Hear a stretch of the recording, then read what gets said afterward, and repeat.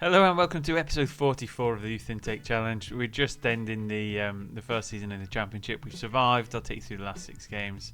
We'll have a bit of a season review, see how we got on, who the best players were, how the kind of development went for the year. We'll have a little bit of a through the summer wish list of who we get to keep, who we get to let go. Bear in mind we've got to rescue some of the transfer fundings.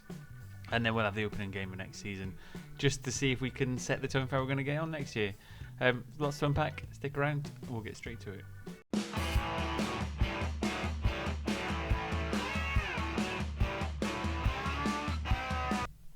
First up, normally I skip through all these bits, but we'll have a quick look at the club vision of expectations. We're going to go with mostly the same anyway. So we like to develop clubs using the youth system because that's what the challenge is. I'm quite interested to see the 5-year plan is to develop the Sky Bet Championship's best youth system, so that's a good target to aim for. I'd like to think we'd be able to get out of the Championship within 5 years, but it's going to depend largely on how we sort out our development system moving forwards. The rest we're going to keep the same: high tempo, defensively solid, possession and set pieces, so I think it's fairly straightforward for what we've got. That's a footprint of what the dynamics look like, so our top influential players, Atienza, Spence and Peterson. And I'll put out there now that I think Atienza, it's his time to probably move on. We have to be quite harsh in the summer transfer window to try and move on some of the players who aren't going to be at the higher potential threshold and make room for the ones coming through it, to give them the game time, because as much as Atienza and Dimitriadis have been really good servants to the club for a long time, we've got some really good high potential players coming through that aren't getting the game time because there's players in that position already. So we'll see what we can do with that as we move forward. So we'll accept that one. End of season team meeting. What do we want to do for next season? I mean, really, I don't think we have anything. I'm not gonna negotiate that bomb because I don't want to be overly positive and upset them, and I also don't want to be overly negative. Team report then. So the current squad of players we got. I mean, the thing that I note straight away is I can scroll a lot further on the notable weaknesses than I can on the notable strengths. However, I think what is positive, if we've got some good players on there, like Jody Mandanda, Amal Taylor, Dean Spence, Callum Coleman, Christopher Friday. There's some players in there we can really build a core around. I mean, Frederick's really good servant to the club. We might need a new keeper coming through behind him when he moves on. I think Peterson's about time to move on as well. However, Coleman, Friday, McAvoy, Mandanda, Spence, Taylor and Dunk is a really good core to work with if we can fit in the rest of the players as they move through. So that's looking pretty good. Training camp destination, where will we send them? Let's send them to let's go Switzerland. Sounds fun. Off they go to Switzerland, and we'll get on and we'll get to the end of season review. So I'll click through to the end of season review and we'll be back very shortly. A little kind of an intermittent pop back here where you can see there's a plan for the stadium to be expanded again by another 2,500 seats at a cost of 3 million, which is gonna upset the balance somewhat again. It's really looking quite precarious, the financial states now. We're spiralling down. Barring some kind of investment, I think we're really going to need to sell somebody in the summer. I'm not wanting to, but it's looking more and more that it's forcing us that way. And Friday's the one who wants away, but I think he's one I want to keep on and maybe let someone else go. But I'll clicking through. Positive news is we're getting a bigger stadium because the revenue will increase. Negative is in the short term we take another hit financially, which may make it difficult signing players on longer term contracts. But we'll keep persevering and see how we get on, and I'll see you again very shortly. Welcome back. So here we go for the end of season review. As always, no new arrivals, transfers out. We did let a couple go. Mostly on freeze, but we do tend to offload a number of players at the end of each season, either by the end of their contract or on a free. Scott Parker, Rakesh Borrowdale and Luke Hallett were the ones who were the casualties last summer. Loans out, we've had a lot of players go out on loan again this season. I always look to see if they're happy or sad. B minuses and C's mostly, which isn't too bad. No D's, which is it's an improvement for me. Must mean that I've negotiated some sort of good deal from it in some way. In terms of the season, quite comfortable towards the end. 9 points clear of the relegation zone ahead of Coventry. We did have a very sporadic season, a really slow, poor start. Took us a while to get our first win, which was against Peterborough. We then just had an odd win here and there that kept us ticking over, surrounded by mostly losses, I think, if you look at the stats. So we got lost 23, drawn 10, won 13. So next season, I suppose the key is to turn some of them losses into draws and a couple of draws into wins, and we can move on from that. Towards the end of the season, last 6 games, we got a good early win against Preston North End, a draw against Derby County, which was quite unlikely. Reading and Queen's Park beat us, Brighton beat us on the last day of the season, despite us going 1-0 up, but that was very much one-way traffic. And then a 2-0 win at Coventry pretty much made us completely safe at that point. But yeah, quite comfortable in the end, although it didn't feel so throughout the season.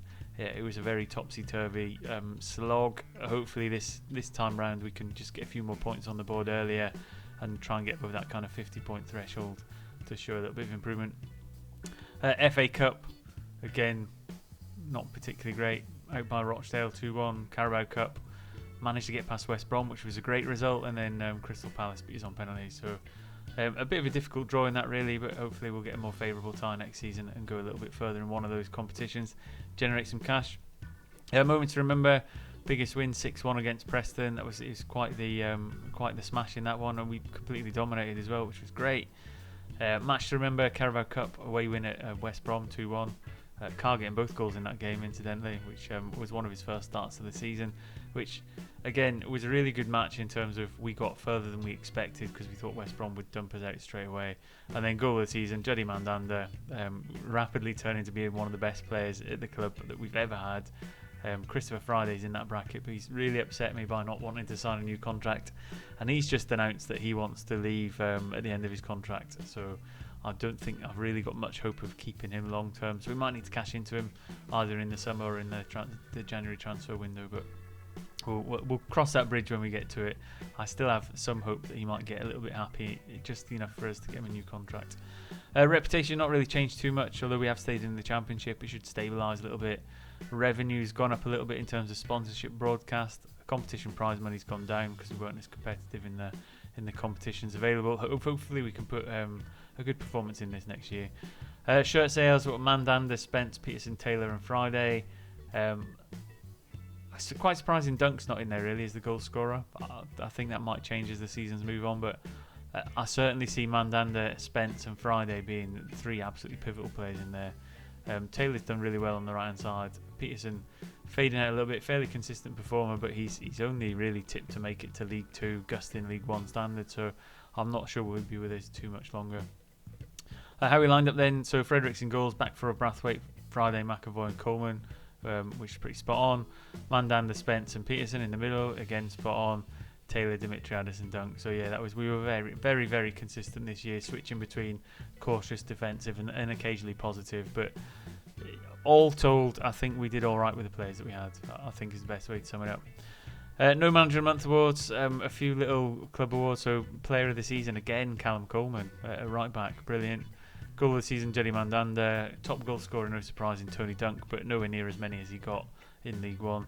Most assists, Dimitriadis. He surprised us a little bit on the left-hand side, coming back into the team when we thought Effie Otodo was going to force his way in. And most man of the match awards, probably no surprise, is Fredericks, the goalkeeper, because we were under a lot of pressure. Record breakers then, so most league appearances by a player, Atienza at 522, although we might move him on in the summer. And most league goals by a player, Dean Spence, getting to 78. Again, he's been with us a long time. From midfield, that's pretty good, but I think in the future one of the long-term strikers might well surpass that. History in the making then, staying in the Championship, that was the goal, that's what we did. So best things in life in free, so we got 9 high potential players that we got in the last intake, which we saw in the previous episode, which was fantastic. Christopher Friday, pleased with the recognition of his nomination for the Next Gen Award, which is brilliant. However, we're really struggling to keep him. Bringing through talent, again, Christopher Friday, best of the bunch at the minute, but we're struggling to hold on to him contractually. Dean Spence breaking the top goal scorer and staying in the Championship. So in terms of the timeline, that is all pretty good. So there you go. We've just let Isaka go out on loan, but I think if we get to the dynamics, Christopher Friday asking to leave, disappointed not to be able to join West Ham. We're gonna have to. I'm really struggling to find a way to keep him. I want to keep him more than anything because he's far and away our best player in terms of the centre backs, but it's difficult. So in terms of the squad development, I mean, if we look at the squad, that's the current squad with everybody in it. I think what we need to do is down this bottom end is just filter out some of these players and move them on. And you can see like some of the ones that are actually quite good players, Brathwaite, Dimitriadis, Fredericks, we'll probably keep them. But below that line, which includes Atienza, we'll probably look to move them on. Some of them we've already let, so Potter, Martin, Frank and Boateng, for example, they're all going to go when their contracts expire. That's going to make a little bit of room. But we're getting more and more high potential players in here. That's a really good, healthy number to have. And when you get players like Friday realising that potential, the future looks bright. So I'll get through to the end of the January transfer window. We'll do a bit of a squad planner to see who the kind of 25 to 30 man squad's going to be, and then we'll have the opening game of the season. So stick around, it should be fun. Welcome back. This is not the moment I wanted to come. Christopher Friday won't sign a new deal, despite being happy now. He's set on leaving at the end of his contract. So he's only got 12 months left, and he will leave for free. He was valued at 1.6 million, but we've managed to negotiate through transfers and add-on fees to Genoa a fee of 15 million. And I think the only option really is to take it. If it was 1.6 million, I wouldn't even be entertaining it. I would just keep him for a year and lose him on a free. But 15 million is huge benefit to the club long term. We have a couple young players coming through. I think it's worth taking the gamble to let Christopher Friday go, much to my own disgust, and just try and reinvest it through training facilities, etc. The board have already agreed to improve the training facilities. They came and said they wanted to improve the amount of analysts we could have. I negotiated it to be training, so that's a good benefit long term, along with the stadium increase. I think we need to take this money and ensure the club runs long term. So there goes Christopher Friday off to Genoa. We're going to have to find someone in the squad to step up and take his place. I think it's Clifford at the minute. It's going to step up and play alongside McAvoy. But when I get to the first game of the season, we'll see who starts it. So that's just one massive bit of news that's come through, and I'll plough through and get ready for the first game of the season, where we'll have a new back four. Welcome back. So the squad has been finalised. We're sat about 26, 27 players. That's what we're going with. It's largely been affected by the players who've had an opportunity to loan out. So again, I've put a lot of them in the under-21 squad. So Isaka and Ibrahim, the substitute goalkeepers, both with quite good potential. We've let them both go. What I meant is the newest keeper that came through the latest youth intake has gone into the first team squad as backup. Just because his high potential threshold than Charles and Calder, and I think it's probably best to invest him longer term than one of the others. Brewstad, one of the reserve right backs we've let go out on loan. Again, he needs some game time. He's not going to get it ahead of Coleman, and we've got Onyango as well back there, so we've let him go out. Kent Chaney, you could argue that we needed a centre half. However, I think he's going to get more playing time out on loan than he is with us initially, because Clifford's going to be the first team choice alongside McAvoy. And we've got another couple of youngsters coming through as well. James Healy, who was our reserve striker. Again, this was a bold and brave decision, we'll call it. I think he's going to get a lot more fixtures and exposure on loan than he is playing second fiddle to Dunk. So I've let him go, and we're going to use our latest youth intake as the cover in there. And Taylor, who normally plays on the right-hand side, but he'll probably play up front a couple of games as well. Farrell's also gone out alone. And then the under-18 squad, not much really happening in terms of that, but we've really tried to limit them to the youngest, the ones that fit in there. I mean, Tahiri's not too far away from coming into the first team squad, really. And another couple of high-profile players in there. Yeboah looks like he's going to be a bright player in the future, but I think for the moment they'll sit in the reserves and build on the training up to the age of 18. We'll then probably look to loan them out, so he's on the loan list. We'll probably just move him into the under-21s, and that's how they're going to develop. What that means for the squad planner then is, so in goals we've got England Fredericks as the first choice goalkeeper, with a major worry over a release clause, because we can't afford to let him go now, especially seeing as one of our best players at the club ever has just left. And Caden Casey will be the young goalkeeper coming in as the backup, and he looks quite handy. He's got a good stat spread to start with. He's only 15, so I'm hoping not to have to use him in anger too much, but I'm sure there'll be an odd game where Fredericks is out injured or not quite fit that we have to use him. Left back, we've got Louis Braithwaite. We'll continue at left back. We've not had a good one come through yet that's going to usurp him or overtake him, with Matthew Neal coming in at the reserve. We nearly let Neal go on loan, but I just didn't feel we had enough cover at left back to let that happen. Right back then, we've got Callum Coleman, first choice. There's been some clubs sniffing around him. We've managed to put them off for now, and he's remained happy, which is the key. So Callum Coleman will be first choice, and he's a really important player for us. Player of the season 2 years in a row from right back, which is really, really outstanding. And then Collins Anyango, young 17-year-old fullback, will be his understudy. And if need be, he can switch to the left as well. Centre halves then, so we've got McAvoy becomes our new best and brightest with the departure of Christopher Friday. Montel Clifford, again, he's going to be the partner alongside him. He got quite a few games last season. He did pretty well. 184 centimetres tall, got some really good stats in there. Pace has picked up a little bit. His couple of years of development to get him to the age of 20 has really worked in his favour. Still not the finished article, but he's got a bit of room to grow. And I think he's just about there in time to replace Friday, so it's a bit of a relief. And like I said at the start, I think we did need to let a player go of some sort. I didn't want it to be Friday, but the importance of the club it just can't be understated. So Clifford will come in there. And then we've got backups to them with Derry John de Havilland, Glenn Pierre. Both came through the latest youth intake, the best and brightest of the bunch. Quite tall, good prospects, good potential. And then Hugh Bogan as the fifth of the five. So not too bad at centre half. It would have been looking a little bit healthier had we had Christopher Friday still in there, obviously, but I don't think we're looking terrible. Defensive midfielder, we've signed a new contract with Carl Peterson. We kept him for another couple of years just because I didn't think there was anyone else ready in there. And now the other players who did kind of deputise in that position weren't natural defensive midfielders, so I brought Canderton and Harris up into the first team squad to try and develop them as the long-term replacements within that position. So hopefully they'll get some exposure in there. We'll see which one's the best, and then they'll become the long-term replacement for Carl Peterson. And should we receive any kind of healthy bid from him, we'll probably then let Peterson go. Midfield, central. I mean, we've got the usual suspects really. We've got Spencer Mandanda. Spencer just got another long-term contract as well. Mandanda, he's until 2042, so looking quite healthy in the middle of the park. Lynch and Carr both had really good seasons last season as well. Peterson can understudy in there as well, and so can Canton. So the main four from last season stay, and we just supplement them with a couple of young players that we've got in and around it. So not much change in there, but I think we've got quite a healthy midfield as it currently stands.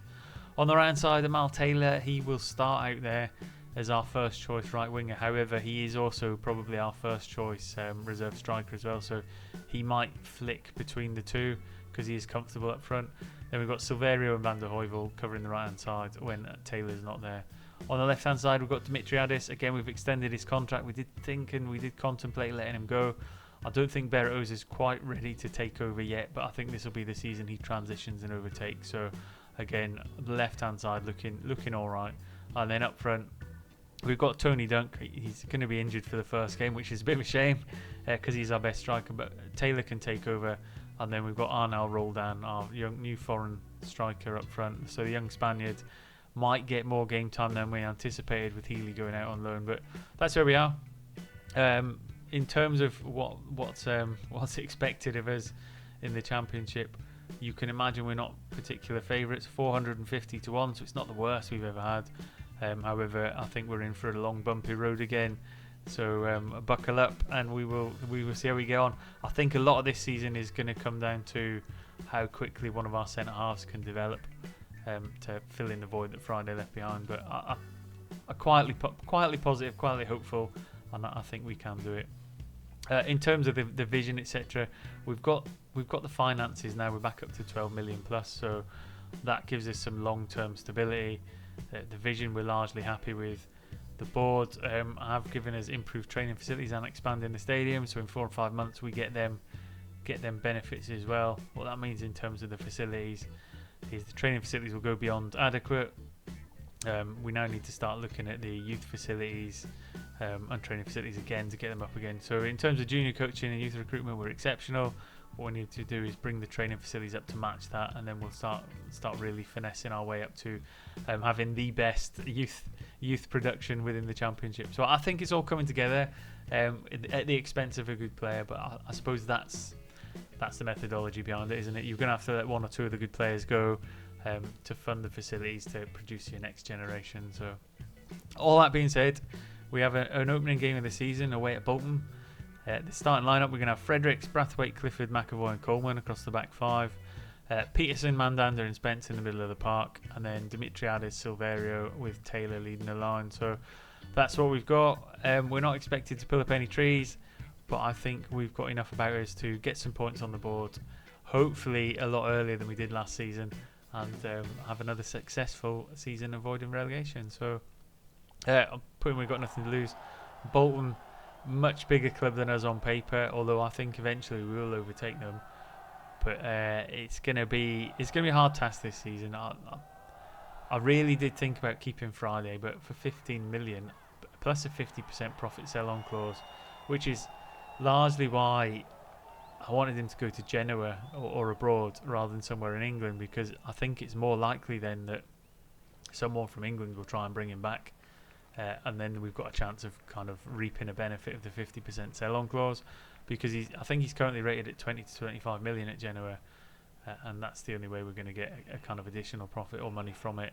Whether we can sell the sell-on clause at some point if we need to, I haven't looked into yet, but I think that sale's going to keep us going for a few years yet.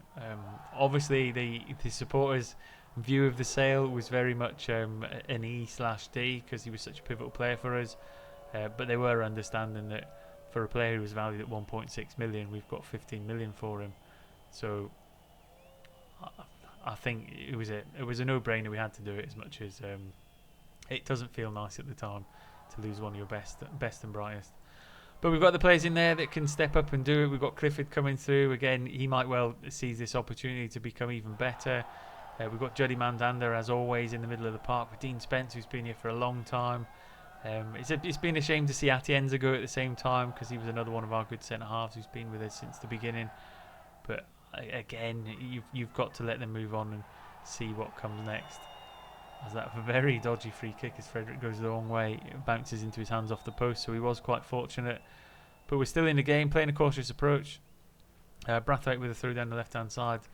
Mandander, who's going to be pivotal this season, to Peterson, gets to the edge of the box, but his shot's a bit wayward. And Peterson was another one who I nearly let go. But that defensive midfield position's a bit of an iffy one, because he is a natural there. And he is, albeit he's not rated as a championship player, he is still quite a consistent performer in that position.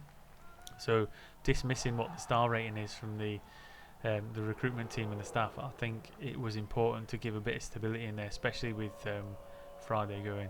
Coleman with throwing down the right hand side then. He's been robbed, but we've won it back quite quickly. Peterson into Mandander, into Taylor. He can't find the player he wants. Mandander will have another go. Dimitriadis, who got most assists for us last season. Can he work any magic down the left-hand side? Peterson into Taylor, but he's put it wide. Good opportunity, a good little bit of interaction in there, but not able to hit the target as we come in towards half-time. Bolton going to forge a chance, puts it over the bar, and I think we might be able to scrape into here 0-0. And like last season, it'd be nice to put a couple points on the board. Early days.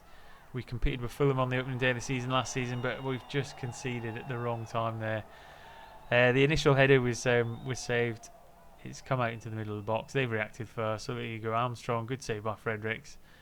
But Brady reacts first and puts Bolton 1-0 up just as we come into half-time. So backs up against the wall a little bit. I'm not going to change anything in terms of the mentality just yet. As we look to try and forge some kind of opportunity to counter them just before half-time. Mandander, good work down the left-hand side into Taylor, but he was unable to finish it. It looked like he couldn't miss, really, but keeper's made a good save. Spence will sling one in a minute of injury time. But yeah, half-time 0-0. Not 0-0, 1-0 down, sorry. A fairly even game, really.